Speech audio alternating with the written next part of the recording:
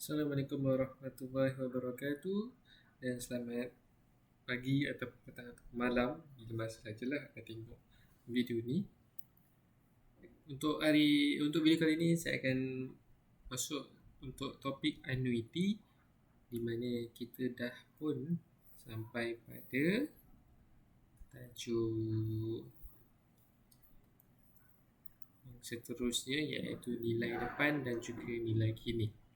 Sebelum saya masuk nilai depan dengan nilai kini, pada video yang lepas saya dah janji nak bagi tahu perbezaan antara faedah compound dengan faedah annuity. Annuity. Apa beza faedah compound dan annuity? So dia bukannya annuity tak ada compound. Annuity pun ada compound. Tapi apa beza antara faedah compound dan juga annuity?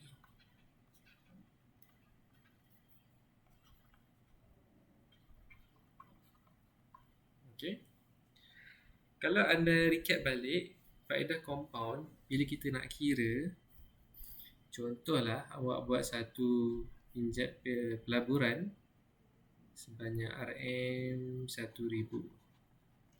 Bila kita kira, adalah dia punya beratus, dia punya kekerapan compound. Dan bila kita kira, contohlah pada tahun pertama tu dia dapat faedah sebanyak 100. Jadi yang uniknya dekat sini, prinsipal untuk faedah compound pada tahun yang pertama, pada hujung tahun pertama ni dia akan berubah, iaitu dia akan jadi RM1,100 di mana dia adalah hasil tambah antara prinsipal yang asal dengan faedah yang baru. Kemudian untuk tahun yang kedua dia akan kira berdasarkan 1,100 tadi. Contohlah saya katakan dia dapat 150. Dan kat sini prinsipal yang baru akan jadi RM1,250 di mana prinsipal tambahkan dengan faedah-faedah yang telah didapat. Dan awak dapat lihat setiap tahun prinsipalnya berubah dan dia akan kira faedah berdasarkan prinsipal. Berbeza dengan annuity. Sebelum sebut annuity, dia ada 3 kriteria yang sama, 3 kriteria yang penting. Iaitu yang pertama, dia adalah sejumlah bayaran amount yang sama pada selang masa yang sama dalam tempoh tertentu. Jadi amount yang sama maksudnya kalaulah dia bayar satu nilai itu setahun. Contohlah pada hujung tahun katakanlah dia bayar RM500 setahun. So dia akan bayar pada setiap hujung tahun 500. Katakanlah pada tahun pertama untuk pengiraan dia akan jadi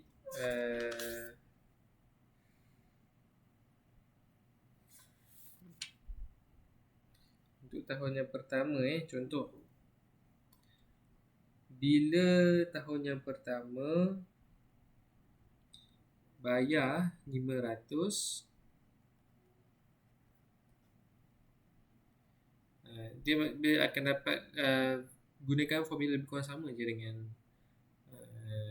tapi sini saya tak nak cerita pasal formula ke pasal pengiraan ke.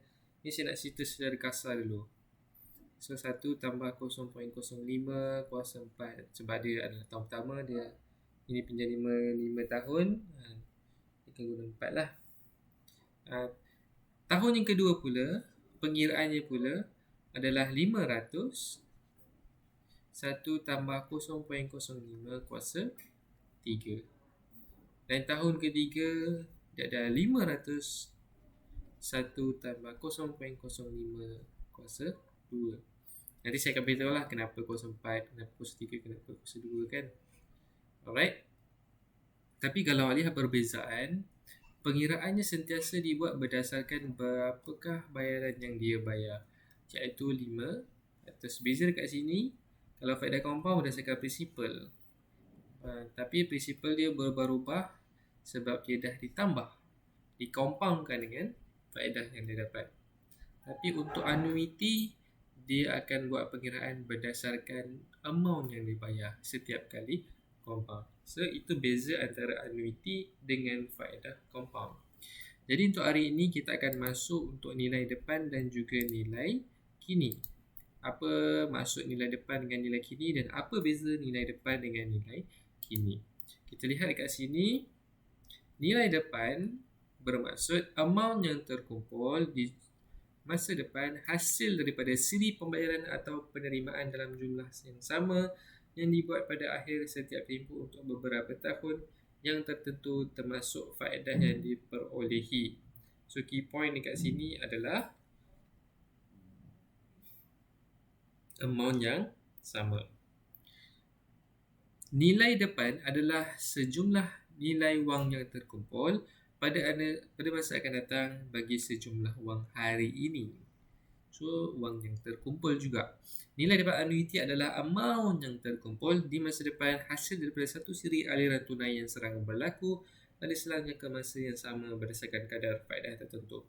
Jadi kat sini pun key pointnya adalah amount yang terkumpul.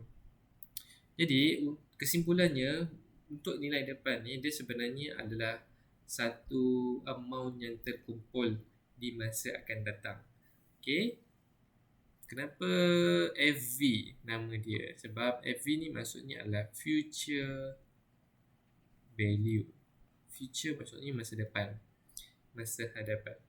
Contoh, anda ada annuity, katakanlah bayaran pada tahun pertama, tahun kedua, tahun ketiga adalah RM 500.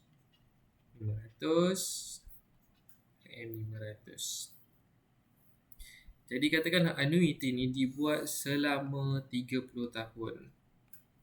So ada satu nilai dekat sini selepas habis tempoh annuity tersebut, di mana nilai ini kita panggil sebagai nilai FV, nilai hadapan. Okay, selepas habis tempoh dia. Okay, sebab itulah dia adalah dalam tempoh yang tertentu. Untuk nak cari FV, awak kena ada tempoh yang tertentu. Contoh annuity buat 25 tahun. So pada 25 tahun tu adalah nilai FV dia. Kita boleh kira nilai FV dia. Okay. Kalau untuk nilai kini pula, kita boleh lihat kat bawah ni. Ni adalah pengiraan untuk FV. Okay, nilai depan ataupun nilai kini biasa bermaksud jumlah penyimpanan atau pelaburan jumlah wang sekarang. So dia adalah nilai sekarang secara berkala pada satu kadar faedah tertentu dalam satu tempoh tertentu bagi menyamai jumlah masa akan datang. Okey. Untuk nilai kini, bila kita nak cari nilai kini, awak boleh bayangkan macam contoh kita pinjam kereta, kita nak full settlement awal. So bila kita kira full settlement awal itu, contoh kereta ada lagi hutang RM30,000. So kita akan dapat nilai yang lebih kecil daripada RM30,000. Itu adalah satu contoh lah saya boleh beri, di mana itu adalah untuk mencari nilai kini dia. Okay. Ataupun cara kronologi yang lain, bukan kronologi, cara explanation yang lain, penjelasan yang lain adalah contoh macam tadi, kita buat pinjaman annuity, kita buat annuity selama 30 tahun. Dekat sini kita panggil FV. Kita dah buat tahun pertama dah settle, tahun kedua kita dah bayar dah settle, tahun ketiga dah settle, tahun keempat dah settle, tahun kelima pun dah settle. Tiba-tiba dekat sini pada tahun kelima ni kita nak tahu nilai dia berapa sekarang. Kita tak nak tahu nilai dia pada tahun yang ke-30. Kita nak tahu pada tahun yang kelima ni berapakah nilai annuity dia sekarang. So kalau nak cari nilai dekat pada tahun kelima ini, kita panggil sebagai nilai PV. Okay. So itu beza antara FV dengan PV. PV adalah nilai sekarang. Kalau FV pula nilai masa akan datang selepas tempoh itu habis. Okay, so itu adalah beza antara FV dengan PV. Kita boleh buat beberapa lagi perbandingan. So, kalau kita lihat kat sini, ni saya padam. Ni adalah faedah compound dengan annuity tadi. Jadi saya harap dapat memahami apa beza antara faedah compound dengan annuity. Sedikit berbeza Okey. Jadi kalau untuk nilai depan dan nilai kini, ada juga kadang-kadang soalan tu akan tanya apa beza nilai depan dengan nilai kini. So yang pertama sekali dari segi kefahaman awak lah, nilai depan maksudnya nilai akan datang, nilai kini adalah nilai sekarang. Katakanlah ini ada nilai depan iaitu FV, future value, ada nilai kini iaitu PV, present value. Okay. Dari segi maksud, dia adalah berbeza di mana nilai depan ni adalah amount yang terkumpul selepas tempoh tertentu, manakala untuk PV pula adalah amount sekarang.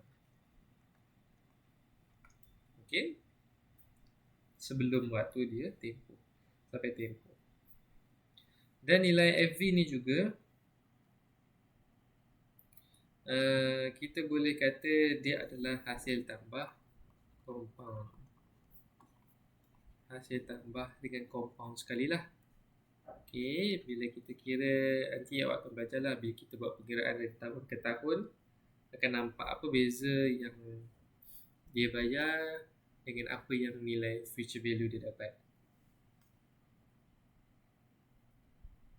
Jadi kalau nilai PV pula adalah bukan hasil tambah selepas, dia adalah nilai pelaburan ataupun pinjaman sekarang.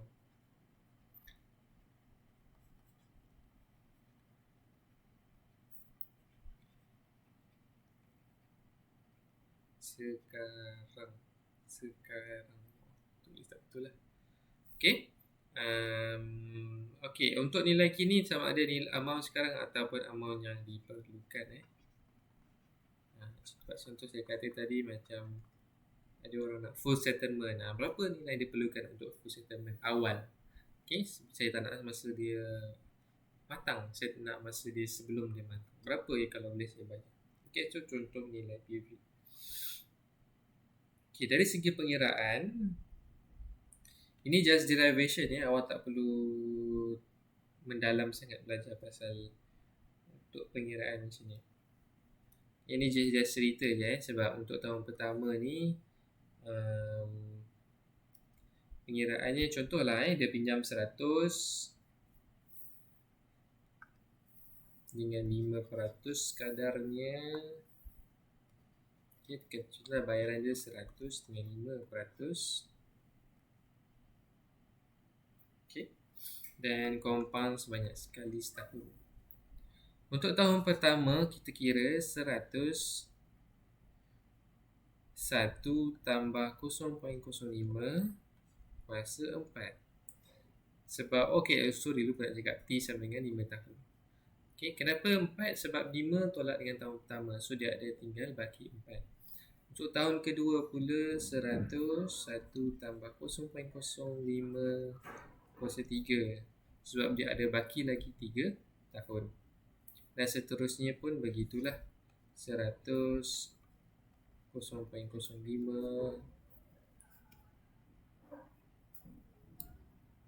okay. Kemudian pada tahun keempat dia 100 1 tambah 0.05 kuasa 1, dan pada tahun kelima 1.01 tambah 0.05 kuasa 0, sebab dah habis tempoh sudah kali kosong. So kalau awak buat pengiraan, kalau awak kira betul-betul, ini akan dapat RM121.55, ini akan dapat RM115.76, ini anda akan dapat RM110.25, RM105 dan RM100.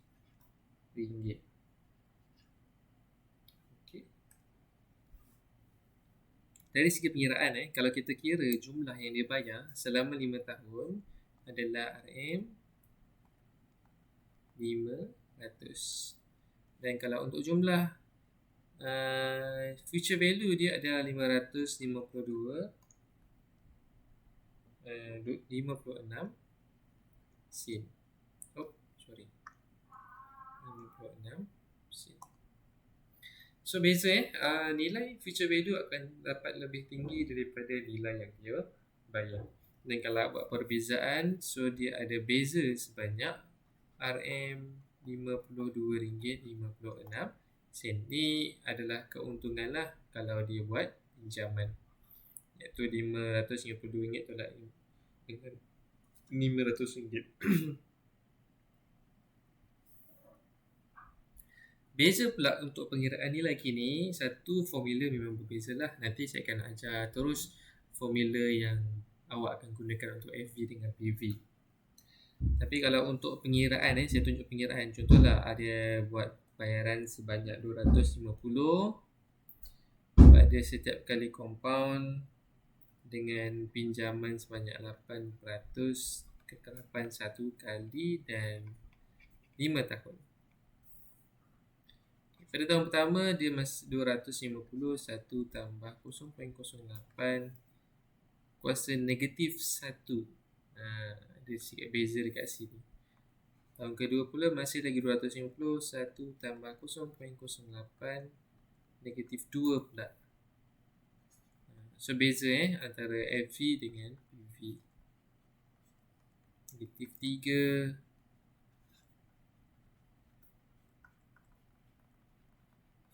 negatif 4. Ini saja untuk pemahaman perbezaan antara PV dengan FV.